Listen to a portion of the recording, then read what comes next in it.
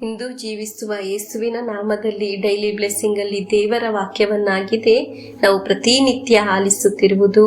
ನಿಮಗಾಗಿ ನಿಮ್ಮ ಕುಟುಂಬಕ್ಕಾಗಿ ಪ್ರಾರ್ಥಿಸುತ್ತೇವೆ. ಇಂದು ವಾಕ್ಯ ಆಲಿಸುವ ಸಮಯದಲ್ಲಿ ನಮಗೆ ಹೀಗೆ ಪ್ರಾರ್ಥಿಸೋಣ. ಪ್ರಭುವೇ, ವಾಕ್ಯದಲ್ಲಿ ನನ್ನೊಂದಿಗೆ ನನ್ನ ಕುಟುಂಬದೊಂದಿಗೆ ಮಾತನಾಡಿರಿ.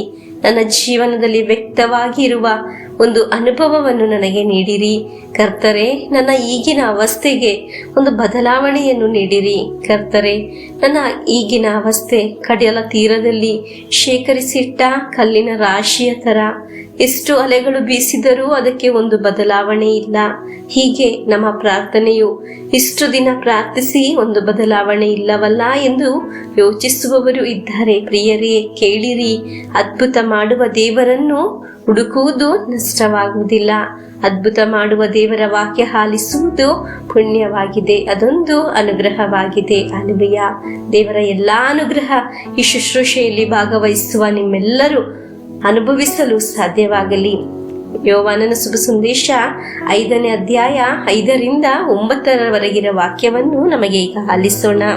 38 ವರ್ಷ ಕಾಯಿಲೆಯಿಂದ ನರಳುತ್ತಿದ್ದ ಒಬ್ಬ ರೋಗಿ ಅಲ್ಲಿ ಮಲಗಿದ್ದನು.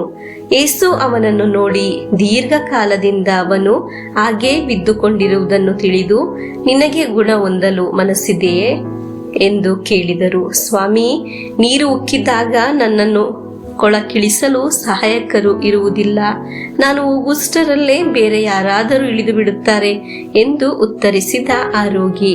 ಯೇಸು ಅವನಿಗೆ, ಎದ್ದು ನಿಲ್ಲು, ನಿನ್ನ ಹಾಸಿಗೆಯನ್ನು ಸುತ್ತಿಕೊಂಡು ನಡೆ ಎಂದರು. ಆ ಕ್ಷಣವೇ ಅವನು ಗುಣ ಹೊಂದಿ ತನ್ನ ಹಾಸಿಗೆಯನ್ನು ಸುತ್ತಿಕೊಂಡು ನಡೆಯತೊಡಗಿದನು.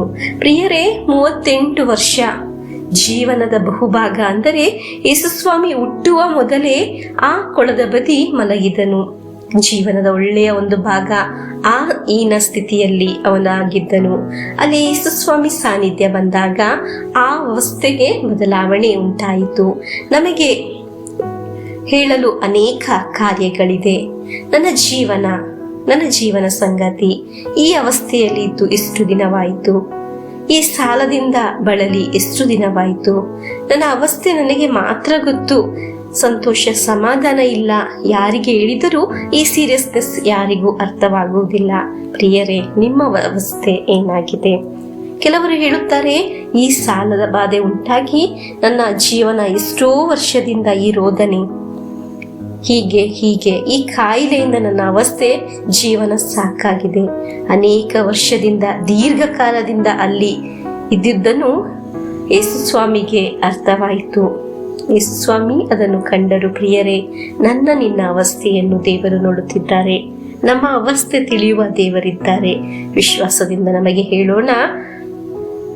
ಮಕ್ಕಳಿಗಾಗಿ ಪ್ರಾರ್ಥಿಸುವ ಈ ಸಮಯ, ಮಕ್ಕಳನ್ನು ದೇವರ ಪ್ರೀತಿಯಲ್ಲಿ ಆಶ್ರಯಿಸಲು ಕಲಿಸೋಣ. ಅದು ಅವರ ಭವಿಷ್ಯಕ್ಕೆ ಇರುವ ದೇವರ ಒಂದು ಪದ್ಧತಿಯಾಗಿದೆ. ಸೈತಾನನ ಪದ್ಧತಿ ಮಕ್ಕಳನ್ನು ಕುಗ್ಗಿಸುವುದು. ಇದು ಇಂದು ನಡೆಯುತ್ತಿದೆ. ಎಷ್ಟೋ ಕುಟುಂಬಗಳು ಕುಗ್ಗಿ ಹೋಗುತ್ತಿರುವುದು ಮಕ್ಕಳಿಂದ. ನಮಗೆ ಒಂದಾಗಿ ಮಕ್ಕಳಿಗಾಗಿ ಪ್ರಾರ್ಥಿಸೋಣ. ಪ್ರಭು ಯೇಸುವಿನ ಪವಿತ್ರ ರಕ್ತದಿಂದ ಇವರನ್ನು ಶುದ್ಧೀಕರಿಸಿ, ವಾಕ್ಯದಿಂದ ತುಂಬಿ, ಪವಿತ್ರಾತ್ಮರಿಂದ ಅಭಿಷೇಕಿಸಿರಿ ಎಂದು ಪ್ರಾರ್ಥಿಸೋಣ. ಪ್ರಿಯರೇ, ನಮ್ಮ ಈನ ಅವಸ್ಥೆಯನ್ನು ದೇವರಿಗೆ ಹೇಳೋಣ. ನಮ್ಮ ಅವಸ್ಥೆಗೆ ಬದಲಾವಣೆ ಉಂಟಾಗುತ್ತದೆ ಎಂದು ಆಲಿಸಿದ ವಾಕ್ಯದೊಂದಿಗೆ ಪ್ರಭುವಿನ ಆಶೀರ್ವಾದವನ್ನು ನಮಗೆ ಸ್ವೀಕರಿಸೋಣ. ಕರ್ತರೆ, ನನ್ನ ಜೀವನಕ್ಕೆ ಬನ್ನಿರಿ ಎಂದು ಪ್ರಾರ್ಥಿಸೋಣ. ದೇವರು ನಮ್ಮನ್ನು ಅನುಗ್ರಹಿಸಿ ಪವಿತ್ರಾತ್ಮರು ನಮಗೆ ಸಹಾಯ ಮಾಡುತ್ತಾರೆ. Hallelujah, amen.